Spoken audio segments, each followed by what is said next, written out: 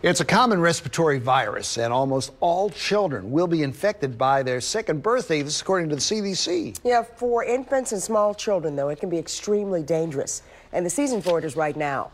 Ashley James takes a look at how to protect your child and also what's being done at Johns Hopkins Bloomberg School of Public Health to prevent this virus in our little ones down the road. We've all heard of the flu, but there's another virus out there that can be just as dangerous, especially for infants. Symptoms for respiratory syncytial virus, or RSV, can include a runny nose, irritability, wheezing, a decrease in appetite, and fever. Currently, there is no vaccine out there for it, but over the next decade, that could change. Respiratory syncytial virus, or RSV, is a virus that circulates every winter in our area, typically from November until the end of March. RSV is the leading cause of hospitalization in the U.S. for children under a year of age. Dr. Ruth Karen is a professor at Johns Hopkins Bloomberg School of Public Health and a pediatrician. She says because adults and older children are partially immune to RSV, it usually ends up as just a cold, but that's not the case for infants. In young children, the virus can spread to the lungs and cause pneumonia or wheezing, dangerous wheezing illness, and that's what makes them so sick. And in very young children, RSV can actually cause infants to stop breathing. Dr. Karen calls this a global problem. Right now, there is only an antibody available given to preemies. It's called palivizumab, and it's given to very premature infants in their first year of life, but it's very expensive, and it's a monthly shot. It's not a vaccine, it's an antibody. And so we really restrict its use to the very youngest and sickest babies. There are researchers and groups around the world currently studying different vaccines, including here in Baltimore. But these studies take years. These are studies that are sponsored by the NIH.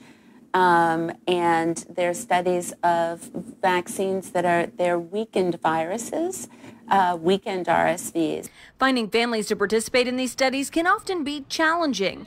But for Kelly Wool, who found out about it through her mommy workout group called Fit for Mom, it was all about doing her research. My father is in the medical field, so we talked about it quite extensively, and we looked over it, and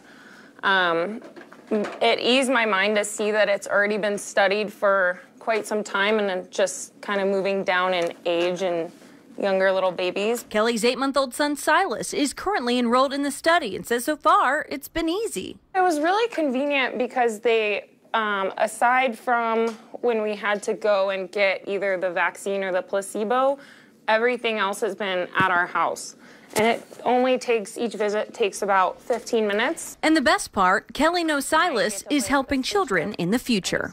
If this could go on to also help protect children and young babies in the future and become a regular vaccine for them, I think that would be amazing. All of the vaccines that we have for children today wouldn't exist if families didn't have their children participate in the research to develop those vaccines. Our hope is that within the next decade, we will see RSV vaccines, maybe more than one RSV vaccine, to protect infants and children. Yay! Dr. Karen offered some tips on protecting your kids, especially during the holiday season. She says, be careful of big holiday get-togethers, especially if you have relatives with colds. And very important, RSV survives on hands and surfaces, so be sure to wash your hands and clean surfaces as much as possible.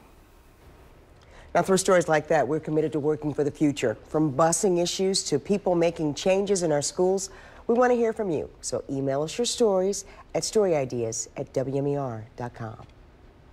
Now from WMAR 2 News, Maryland's most accurate forecast. Well, a typical late autumn day in and around central Maryland, 11 degrees or so below the average for this time of year. 38 degrees, that's all we managed on the thermometer this morning. 28 degrees was the low this morning, and 75, the record back in 2001. Only if we could get a little taste of that warmth around here. The warmest spot in the United States, by the way, today, 78 degrees down in Key West, Florida. The coldest spot out in Wyoming, 30 degrees below zero in Daniel, Wyoming. Temperatures outside right now not that severe, at least in the chill department. It is still pretty cold out there, so bundle up. Temperatures in the upper 20s and lower 30s. Even down towards the south by the water there in Annapolis, 37 degrees, 21 only out there in Deep Creek. Noticing some snow coverage out along 68. So if you're traveling west overnight tonight, watch out for a few slick spots as you get into the mountains of Maryland. Lots of cold to go around, even down in Nashville, 28 degrees, only 19 in Thunder Bay, Canada, 8 below zero up there in Winnipeg. And all of this cold is eventually going to come our way. There's a cold frontal boundary up here that's going to set the table for what's to come over the weekend ahead. Satellite and radar combined, we've been dealing with these snow streamers moving off of Lake Erie as well as Lake Ontario today. A couple snow flurries in and around central Maryland. Otherwise, most of the snow action has been in the mountains of West Virginia and Maryland as well as Pennsylvania. Still snowing at this hour up towards Seven Springs Ski Resort. But the big focus, of course, for all of us is what will come this weekend. And that storm system, well, it's over 2,700 miles away. It's starting to work on to the coastline of California over towards Los Angeles and Las Vegas with heavy rain and some very heavy mountain snow. And eventually that storm will be on the move. In the near term, not much going on. Some extra cloud cover again tomorrow as we have some warmer air moving in from the south. That will give us a little bit of extra moisture to get those clouds going. The clouds go away, though, as we get towards the overnight hours of your Thursday and temperatures fall once again back down into the 20s. 28 degrees tonight, decreasing clouds.